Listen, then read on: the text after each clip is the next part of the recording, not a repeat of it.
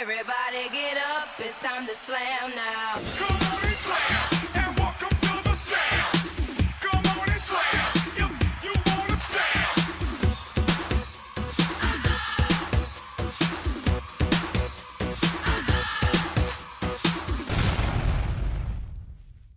Been through 2 centuries, alive 3.5 decades, actually four. Alive 4 decades. Trust that this resilience is reckless. Unbothered by your antics, I got world peace to achieve, got a purpose in me to believe, fought my own struggles, it's my mind that I juggle. Your lack of being unable to see the value of me has no effect on who I be. I'm an antique of perfect quality. I don't depreciate with time, I grow interest.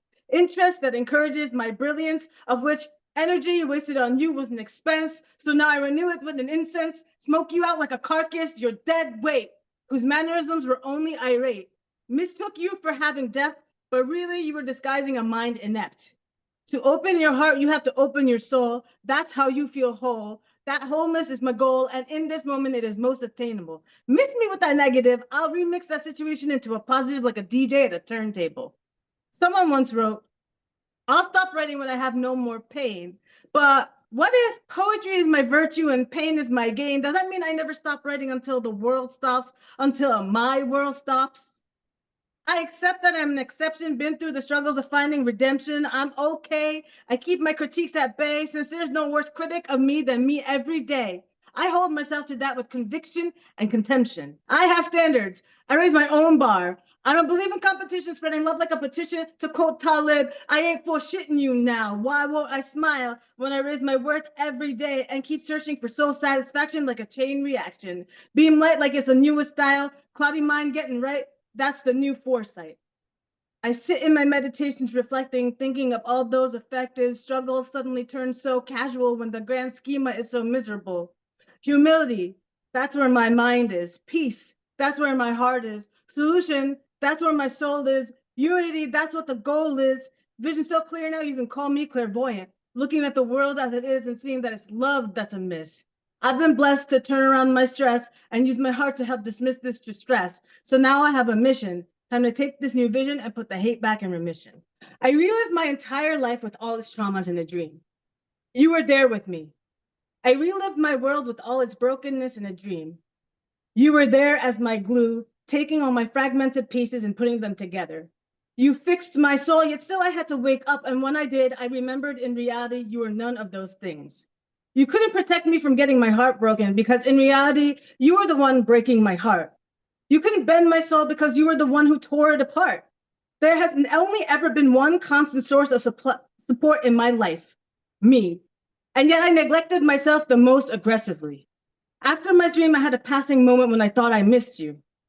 Really, all I crave is my own strength. I tend to play down how much armor I have. I forget my resilience. I've taught myself to be so humble, I forget to embrace my strengths. So my subconscious took extreme lengths, manifested my own personal qualities as you, because when I loved you, I destroyed me, and because I thought I loved you, I found all the strengths I had within me in you. Yet in reality, you were never around when I rose above the ashes, because you watched me turn into ashes. You lit the fire and watched me burn, but damn, were you pretty. Just like the orange, pink, and yellow flames of my soul, which you thought you watched set, but really rebranded and began my sunrise. Because I am a phoenix. You can burn me to the ground, and I will still come out alive, because you nor I appreciate my drive. So in my dream, my own qualities fraudulently manifested as you. I thought I loved you, but really I should have loved me. So I went back to sleep and dreamed some more and woke up smiling, knowing that I had made my own dreams while I'm alive. I want to be celebrated while I'm alive because that's what I need to survive. Tell me how I convinced you to take a dive so that I can thrive. Celebrate me with flowers because being alive is my golden hour. Tell me about my legacy so I know how I am seen when I crave some direction. Regale me with songs and poems about me because I want to appreciate your artistry in real time. Tell me how much I'm loved so I can live without being lonely. Cry with me, not for me. Give my sadness and my happiness company because I want to be enjoyed while I'm alive. Because I'm not someone who wants to be overlooked until after I die.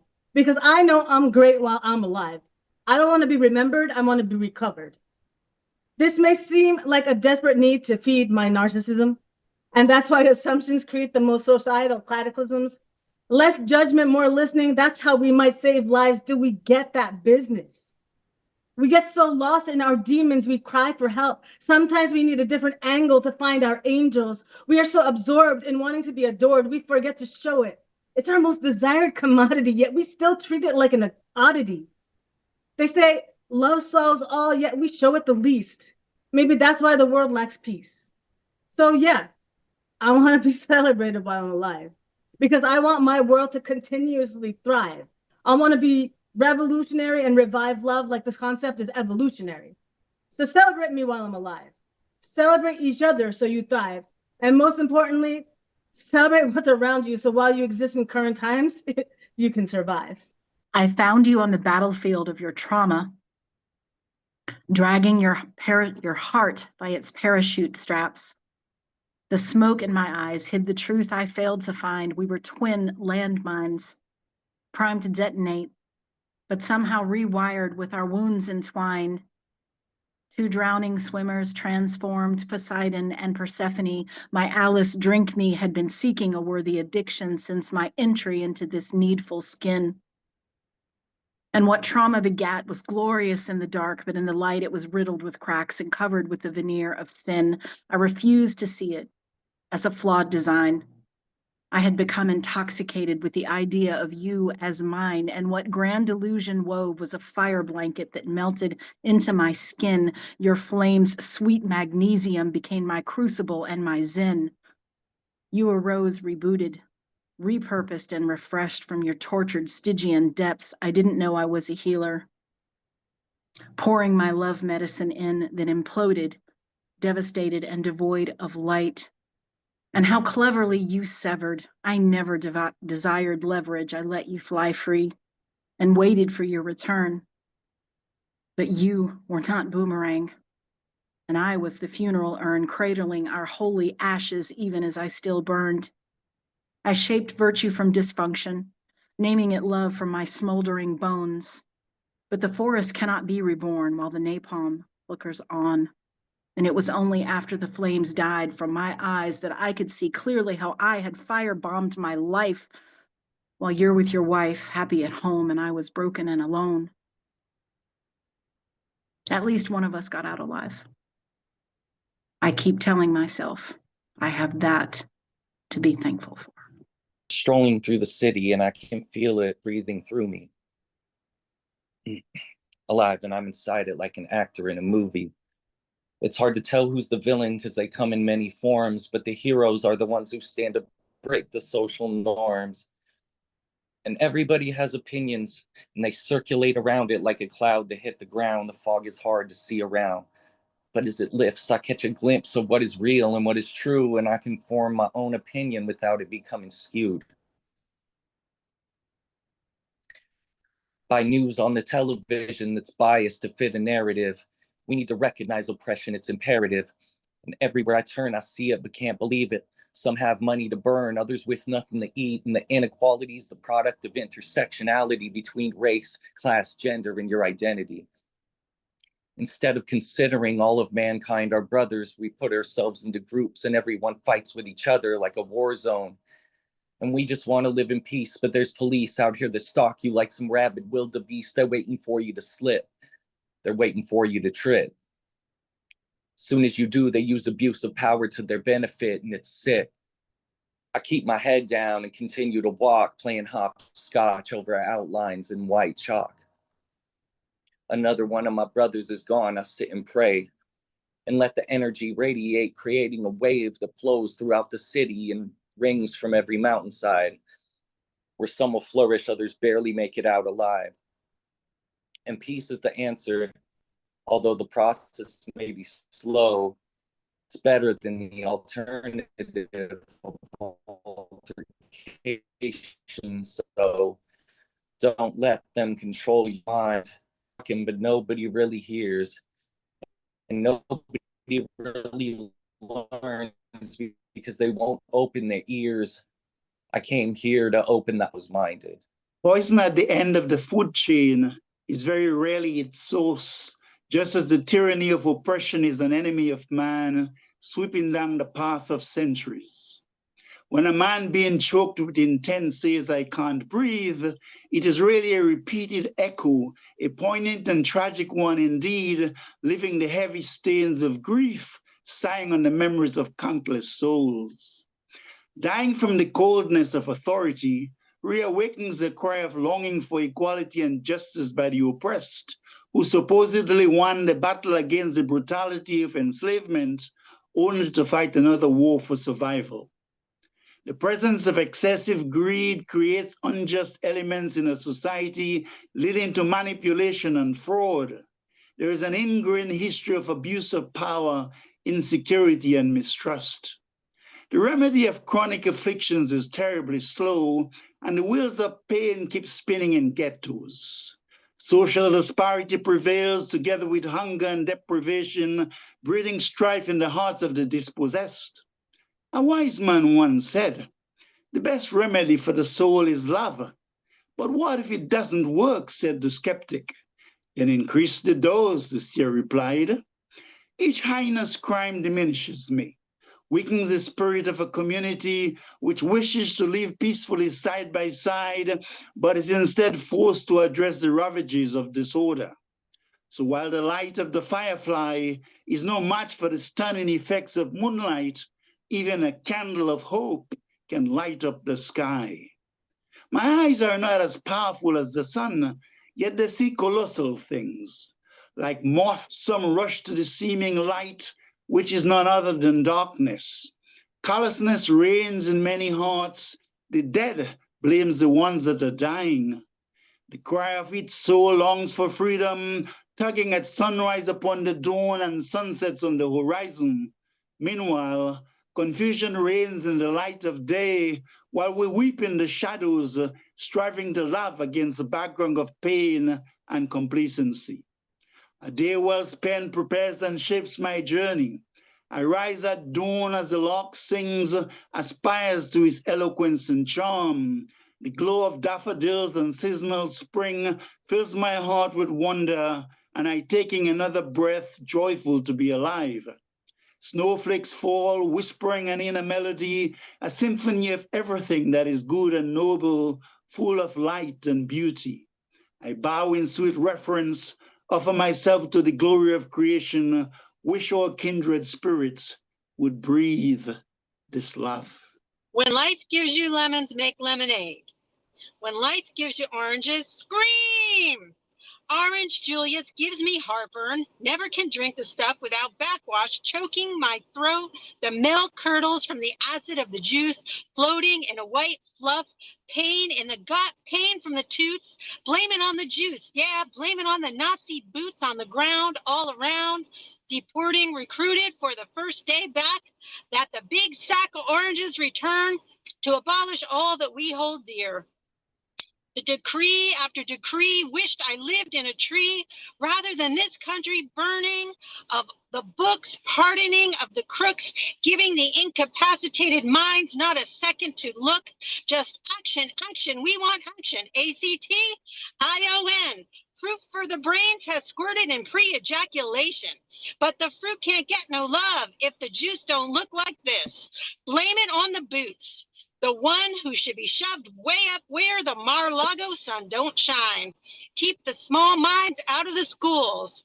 We still need our education. Wanna-be preacher, leave our kids alone.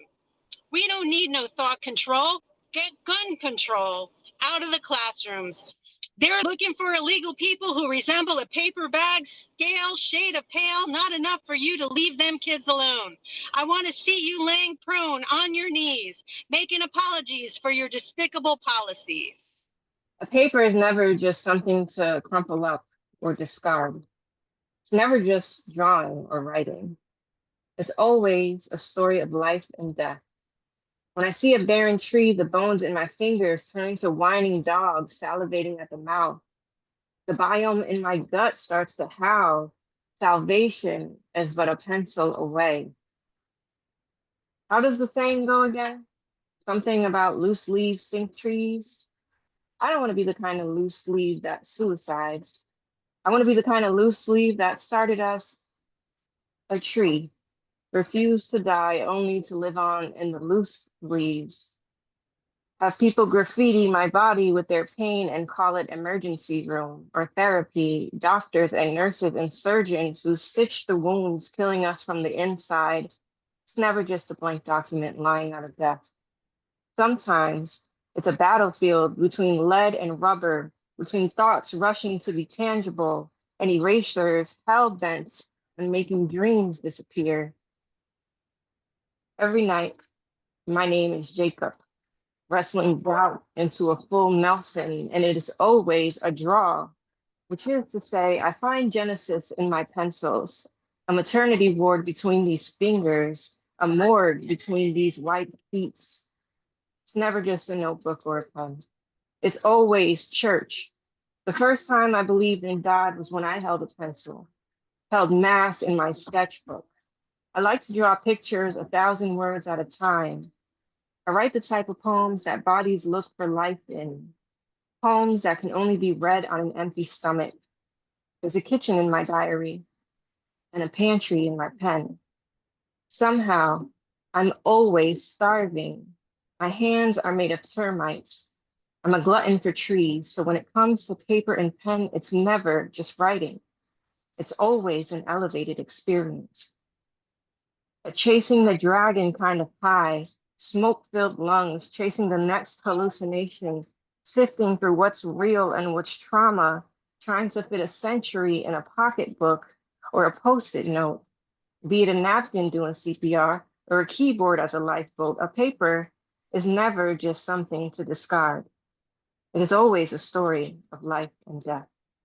I got a call the other day from a charming chap who called out, "Hey, we'd like to secure your house and grounds. Have you researched it yet? What have you found?" I hadn't looked thus far. I said I hadn't been too concerned, not consumed in dread. "We have a special deal this week. We have everything that you might seek." "What type of service interests you?" he said. Could we, I wondered, could we get some critters from the zoo, perhaps a tiger or an ape or two, that might patrol and scare off intruders, or maybe a pair of black-tip sharks, say from Bermuda, or a pack of wolves to patrol at night? They'd scare off any burglars who'd take to their heels on a cloudless night, and I bet they might. Or, say, a laser cannon might be nice, either AI or IR on automatic, right? Either way to sear, pierce, or sever might be just a thing. You might be clever. Mounted high above the roof on a 360 swivel. Tell the truth. Old Buck Rogers certainly had 'em, or maybe a minefield hidden on the sidewalk, buried deep in the macadam. It wouldn't always need to be fatal, but a tad more dangerous than a spinning dreidel. What do you say? Linked to X-ray scans to carefully detect whether it's woman or man. I really like a mode, of course. What do you charge for such a diggardly, dastardly resource? Complete, with alligators or piranha. Either way, we might need a bridge upon them. A small contingent of guards might be needed to toss them over when it's time for feeding. I was thinking a nice new course of mines. Bouncing Betties might be just the thing. They'd be fine. We need a new map of where they're placed. Yeah, or you too might get a kiss from Pretty Betty's bouncing face. Hey, could you supply a dozen heads on spikes? It could reduce the intruders. It just might. He sounded sheepish in his retort. He had something else in mind, of course, but before he could speak, I offered this, while reflecting on Pretty Betty's bouncing bliss. A flock of peregrine falcons, perhaps, or a brace of eagles to catch the updraft. He started nervously to laugh. We had in mind a doorbell camera to show anyone at your door or what have you, or maybe a package there on the floor tied to an app installed there on your phone. You could check around your house when you were away from home. Oh, downhearted, I asked, was this all he had at last? Was he posed this might put sensors on the windows in case someone wanted to climb in those or break your glass? I gasped. No wildebeest, no roaming boars, no honking fleet of noisy swans, I implored. No moat, no laser-sighted guns. Oh, gosh! I chuckled. You're just no fun. I already pay a team of orcs. They're a rowdy bunch, but they need the work. And I have a team of pterodactyls on patrol, but you know how messy they are. They're out of control. Meet me at the poolside bar. It's not too far. At the plaza in Gaza. It's all very nice. We stayed there twice. It's a charming little casino. It reminds me a lot of Rio. And when you ask for a shot, believe it or not, the drink is served from a pitcher forged from a converted cartridge belt. It's very chic, very svelte. And the modest models, their fashion cannot compare. Their clothing's made of a motif displayed. It's a Kevlar bikini with a flak jacket stole. That's just how they roll. But you got to watch out on the beach because the lifeguards compete as sharpshooters. So make sure you bring your towel from the tower because in an hour or so, they might mistake your dark tan for some kind of commando. They might not understand, though, you're one of the guests, so you can guess the rest. Until you've confessed in a state of undress, your testimony under duress or even in a stress position, which we know isn't torture, can damage the furniture and mar your stay on your holiday in Gaza. It's never complete until from your seat in the cedar, where you can get to hear the children's chorus where they implore us for food. I'm told it's not rude to leave them starving right there out in the yard. But the poolside cabana, not even a banana. You got to understand what they've done with the place. The rubble's gone now, replaced with a five-star cafe with starving artists galore. There's just so much fashion and more fashion galore. Hardly any, well, not too much gore. The casino's complete, and while there's still an occasional bombing, let me point out instead that lovely Givenchy awning there above your head. The time on the shooting range is still mandatory at this stage. For every looter that you shoot, you can claim a stack of chips. So go ahead, let her rip. I was pushing my cart down the aisle, thinking about. They say that time heals all wounds, but whoever they are, they don't know that I'm the exception to that rule. Webster says to heal is to make healthy again, but I have realized that I was never healthy to begin with. I have tried to travel back in time to identify the moment when formation began to deform and orbit began to decay. But that rope goes so far down, its inception predates my conception, and I guess that makes some wounds run so deep they leave a scar in the flesh of the universe, and I have cried enough tears over you to drown a galaxy at least. You were the tower of my tarot, the storm that overtook my mind, my heart, and my bed, a seismic sensuality that altered my reality, so it should be no surprise that I became your casualty. And wasn't I kind to pad your landing with my heart? You test drove it to the breaking point, then gave it back and told me you were wrong. My heart wasn't the one you'd been waiting for all along. You kept your old one instead, and I validated your choice in the name of your mental health. While I was pressing that button on my life console label, implode, and as we were ending and the flesh of my heart was rending, you returned home as if you had never said goodbye. You just picked right up and returned to your formally scheduled life while I divorced mine. I loved you so much I could not align with a marriage bed that had been filled with infidelity and lies. You bought a new house and 2 new cars, gave her your credit card, and said, go shop to your heart's content. While I explored substance abuse, lost my job in the aftermath of the unmarrying, lost the love of my child. I think I lost my sanity for a while. I remember standing in my kitchen, stoned, reciting We the People with a drink in my hand and no pants on, but my trauma is not strapped to your shoulders. I made my own choices. And I chose you through thick and thin, like a bronc rider on Saturday night with 8 seconds to go until the glory kicks in. So never let it be said that I don't stay the course. My mistake was taking odds on the wrong horse. Once upon a time, I thought we were each other's happily ever want to be, but now I know that you never really believed in me. I was the distraction you needed when life got hard. That thing that happens when chemistry goes viral and feelings appear where they were never intended to grow. I never held it against you that you lied or that you had to go home. We got caught up in that transformation of a conversation where things go from bullshitting to heart-wrenching, and that's not a place you can predict or navigate. You managed to slide through it unscathed. I lost everything. So I'm browsing the shelves and pushing my grocery cart, looking for tattoos on wine bottles, hoping to find my future glued to someone else's art. Now, ain't it funny how a sound can capture your imagination, taking you to an undiscovered place in time? Embrace what you may find along the way. See me, I found myself inside an old cafe where a jazz band began to play. Go ahead and tell me what you see. Create the next scene in your own personal movie. That's the beauty of it. We hold the freedom to interpret the places where music takes us when we remain observant, in stillness. Now follow me into the scenery, a smoke-filled club where people are waiting eagerly for entertainment, a stage set for opportunity. Now, who do you see stepping onto the stage and beautifully capturing the imagination of the crowd musically? Maybe an artist you admire steps up upon the stage and then begins to play a song that you desire, and that feeling inside begins to take you higher. Now picture this, a picturesque painting of the perfect paradise, including everything you want in life.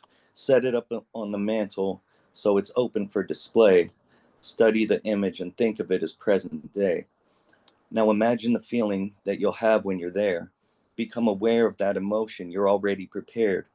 Except the painting is fragile, its totality at stake. Doubt is like an earthquake that causes it to shake. Now the image is iffy and begins to become blurry.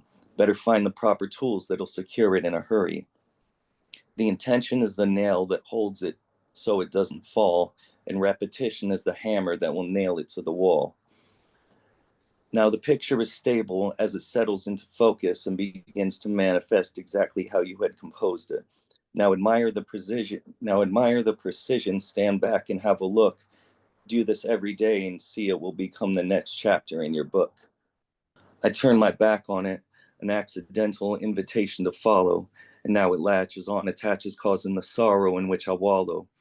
It won't let go of its hold, trailing behind me, but neglected that it could begin affecting what's inside me. The lights shining from within, the shadow casts over and attempts to make them dim, and much work still needs to be done to illuminate 7 lights that shine with the brightness of the sun. Through one body I work, think with but a single mind, yet hear multiple voices wondering which one is mine. There's the one who says, remember, meditation is the way. Stay on the path and have faith no matter what they have to say. Of course you'll never reach that goal. It isn't even feasible. You'll never get it. You're pathetic. Better just to let it go. You've wasted enough time sitting there with your eyes closed and thinking you'll become some kind of master. That's a funny joke. And as this argument continues on, I want to concentrate on my breathing to block out all this inner dialogue. But there's constantly this shadow when it tries to block the chakras from blossoming. I turned and confronted the shadow, asking what he wants from me, causing conflict, putting my comfort zone in jeopardy. It had been easier to hide behind the lies, turning a deaf ear and a blind eye, but I'd have still felt the negative vibes. He replies that he wants me to acknowledge his existence. He's tired of being cast aside and forced to sit and witness, feeling powerless. Okay, I understand you feel neglected. Would it make you feel better if I honored your perspective? Well, yes, it would be nice to be included, but you always push me aside every time that I try to be helpful. You think my goal is to disrespect and dishonor you. Really, I'm here to build your resilience and make you stronger, okay? A deal was made, an inner resolution to appreciate the shadow for his contributions. And once that choice was made, the voices stayed in harmony more often, and less noise was made so I could stay focused in on the chakras, meditating at the roots, moving upward towards the branches. The energy rises, creating spiritual advances, and enhances my knowing of who I am and what I'm meant to be. My true identity was found upon the dark side of the rainbow. I sail within a ship lashed mercilessly against the rugged rocks and turbulent waves. The tides of my life carves heavy burdens on shoulders, carrying the weight of myriad expectations. There's a leak at the bottom of my ship. I begin to sink to the abyss of my emptiness. Here in these choppy waters, fear stabs my heart like daggers. Loneliness slices the endings of my jagged nerves. The searing pain penetrates my emotions. A sea of acrid smells aggravates my lacrimal ducts. My tears fall like rain, even as insecurity eats into my despair. Hopelessness spills sad songs on my demise. Here in my dark ocean of anxiety, I espy a beacon of hope in the distance. I reach out to Jannah, entreating my Adhan, Basmala, and Shahada to Allah, even as falcons hover above my ship, and the fierce sharks scowl impatiently. Allahu Akbar. Bismillahirrahmanirrahim. La ilaha illallah. La ilaha illallah. And my beloved responds, indeed, I am your lantern. The same light that graces the flames of your heart makes it blush like a fragrant rose in sweet surrender. Wait for me, for although I seem to fade with the dusk, I will rise again like the glorious daybreak, so you can hear my cute songs like that of hummingbirds, see me dance in your soul like Radha to Sri Krishna's flute. Let hope emerge like spring daffodils, faith remain undaunting like Hanuman's, for I will light your spirit with supernal love, fill your core with the nectar of immortality. One day we'll fly like kites, sing with the bumblebees and dance with fireflies.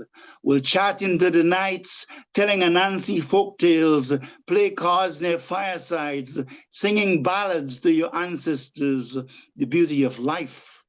We'll walk along rugged country lanes filled with undulating beauty, humming to us like bees do, while the overhanging branches fan our laughter, still whistling way into the evening as light zephyrs do to daffodils. The rose is a symbol of self-giving, beauty, sacrifice, yet you're so much more beautiful. Even the brilliant horizon and radiant sun are no match for your grandeur. Sunset, a precursor to darkness, glimmers a tapestry of glory, and even the indigo moon eventually surrenders to the rising dawn. Come, for I'm not far away, just pulsing secretly in the sacrament of the present moment. I will rise like a lion when you glow like the constellations, your blood burning with agony for my sweet luster. Meanwhile, I'm in the citadel of the heart, and I wait for your sweet tears, the light of your yearning for the eternal, your pain to dissolve in wings of light. Fear not, sweet angel, where can I go? For together as one, we are an eternal journey. Come. Orange Turd got elected to office not once but twice, or at least that's what the oligarchy wants you to believe. We are all slaves made to feel like we have a say. Did Carl have it right? I think he was going left, but what's left now? Holy cow, was holier than thou. It continues, dysentery running from its stupid mouth. Child molesters appear, run away from here, yet don't want to abandon my fellow man. Get a job as ICE agent to help foil his fucked up plan. But don't tell anyone. Next election, run for prez and get elected and convict the felons and bring back our democracy. Give them their own criminal penalty. Alligator Alcatraz, tell them that they were born that way. Prove they were immigrants who had no right to this country. Handcuff them all, put them on a plane, send them back to their origins, even if it's Haiti. Give reparations to make America not great, but accountable for the very first time. I got my cards read yesterday, and the seer said that if I want to know the answers about what's next, I should ask my dog. Was she really being purposely obtuse to make herself sound profound? Honestly, if I had that advice about 20 minutes earlier, I would have saved myself $30 and some of my precious time left on this earth that I will never get back. Or maybe I will, since she read my past life history, which put me at the beginning of time as an archangel. But no, not that one. A lesser known, but still scared the crap out of her famously. I could see the look of disbelief when I pulled that card. The next thing you know, she's trying to sell me a pack of tarot. I simply said, no, thank you, that's not for me. Why don't I just stop searching for answers and just take a nap like my dog? And then I would miss out on all the fun of making good chocolate. You could go back to the beginning, the Garden of Eden, the damnation of Lilith, the tragedy of Adam and Eve, the great flood, the death of a son, and the parted seas. What would you expect to see? Perhaps Moses tripping on the God's vine, staring at a bush, mumbling words according to his visions. And the lessons of such spirituality could just be enough to change history. Unfortunately, vanity is just another word for greed, and a man's designed to plant the seed for growth in his own favor. Penis envy, if you will, and I'm not talking about the mushroom, but rather the need for control. And what a better way than through the use of organized religion.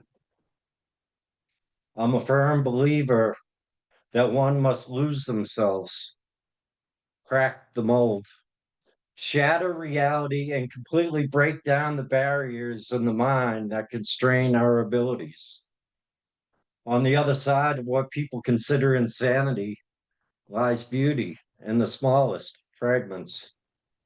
For a childlike mind holds the equation to love and the key to all things universal. You're the most wanted on earth at any given time. When you're absent, I can't stand it. I wish you were all mine. Some work a 9 to 5, and others lead a life of crime, with you on their minds. I hope to stockpile you at all times. Our relationship is complicated. With you, my lifestyle is elevated. Without you, I'm just devastated. If I'm not wise, you're decimated. You go through highs and lows, like me. They say you'll never make me happy, but I beg to differ because I prefer to have you all with me daily. Your presence, or lack thereof, is the difference between the haves and have-nots.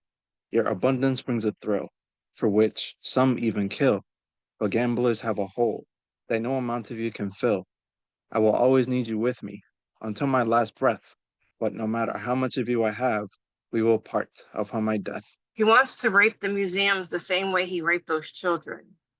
Make artifacts disappear like the immigrants, like that list his name is all over, and that guy he never hung out with, that girlfriend who was convicted of sex trafficking no one. He wants to force a dictatorship on us, the same way he forces himself on women and children, like 13-year-old Katie Johnson in that Manhattan apartment. He wants the FBI to scrub the museums of his ancestors' crimes, the way they scrubbed that list, and the treason committed January 6th, the way they scrub color from neighborhoods. He wants to screw us, the same way he would his daughter, same way he does his victims, small businesses, contractors, people of color, and children. He just takes what he wants, like he did those children's innocence in that penthouse apartment, like the government did freedom towns, like he did our health care, children's free lunch, our First Amendment rights. He wants to have his way with the Constitution, the way he did with Jean Carroll in the dressing room of Bergdorf Goodman, treated like that child he threw money at for an abortion, like that porn star he paid to keep quiet, like our representatives, like justice, like peace, like his friends with private planes and private islands who rape children. But museums are the problem. To my fellow poets who are prone to the influence of imposter syndrome, competing in poetry slams can potentially gaslight you into thinking that you suck. This isn't rocket science or Steiner math. The anxiety of your heart clicking with the judges multiplied by a self-fulfilling prophecy equates to a really garbage case of imposter syndrome. Please keep in mind, numbers are just numbers. At the end of the day, numbers mean less than jack shit. Don't let a number prevent you from self-publishing or going on tour. Nobody is going to remember the score, but they'll remember the poem and the message that is being sent from orator to audience. Do not let a number mislead you into thinking that you are not cut out for this craft. Art, like life, is subjective. We all experience the same things differently. Life is the greatest improv act we'll ever know. Don't let imposter syndrome steer you away from the stage, this mic, this sanctuary. This is the way. Step inside. You can be vulnerable here. You got him for 3 minutes. We will catch you if you fall. May your performance be a prayer to Apollo that will be answered in the form of... Oh, Mumsy, beacon of light, please render my hunger out of sight. Ha ha, I think you gave me the wrong Wonka chocolate bar, but the definition of wrong can be subjective. I feel fine, just abysmal hunger swallowing me whole, mother. Mum, my tum-tum needs a little yum-yum, so give me some of that fun for my tum-tum. I want to be gobbling on some cheddar goblin mac and cheese, please. Give me soup, give me fries, give me burgers from Five Guys. Ooh, yeah! Ravioli, ravioli, feed me all your cannolis. Me wants honeycomb, me wants cookie crisp, me wants chili's baby back ribs. Mother, I wish for crab rangoon. Mother, the rangoon, mother. Do I need to embarrass you in public yet again, mother?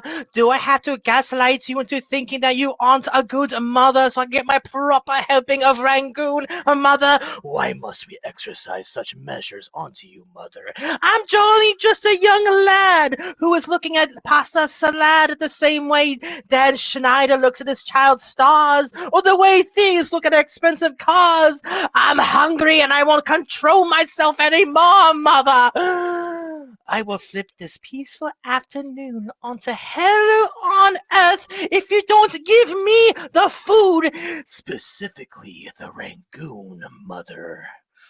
And if I have to repeat to myself once more, mother, so help me God, in the name of rangoon, there'll be nobody to blame but yourself when the inevitable occurs if we do not feed this belly.